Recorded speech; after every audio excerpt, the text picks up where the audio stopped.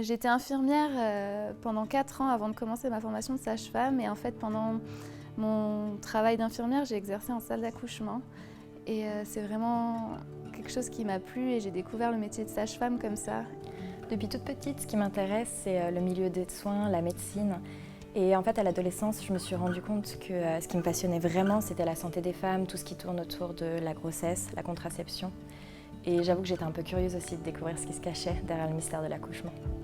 La sage-femme a une spécificité, c'est qu'elle est autonome dans sa pratique. C'est-à-dire qu'une sage-femme qui choisirait une activité indépendante peut s'occuper d'une femme dans un processus de périnatalité déjà avant la grossesse. Elle peut faire le suivi de la grossesse, puis accompagner la femme et le couple durant l'accueil du nouveau-né, donc de l'accouchement, et des soins de la famille dans le postpartum. En formation sage-femme voie seconde, on est déjà infirmière, donc on a déjà 3 ans d'études derrière nous, pour la plupart quelques années d'expérience professionnelle, et ça c'est quelque chose qui est vraiment pris en compte dans la formation.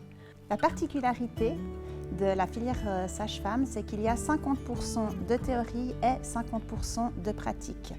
Et on a des ateliers où on se met vraiment en situation avec des mannequins qu'on fait accoucher, des acteurs qui viennent pour qu'on puisse s'entraîner à la consultation, aux prises en charge en suite de couche, ou alors on a des bébés où le sang revient vraiment quand on fait une prise de sang. J'ai eu l'occasion de faire des stages à l'étranger, donc je suis partie à Mayotte et j'ai pu faire des stages aussi en France et j'ai aussi pu aller au Chili avec la Summer University. Donc c'est vrai qu'il y a une grande ouverture au niveau international et donc c'est super cool de pouvoir saisir ces opportunités-là aussi.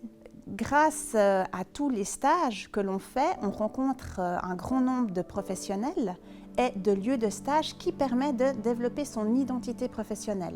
J'ai hâte de commencer à travailler, d'être plus à l'aise dans les accouchements, le suivi des femmes.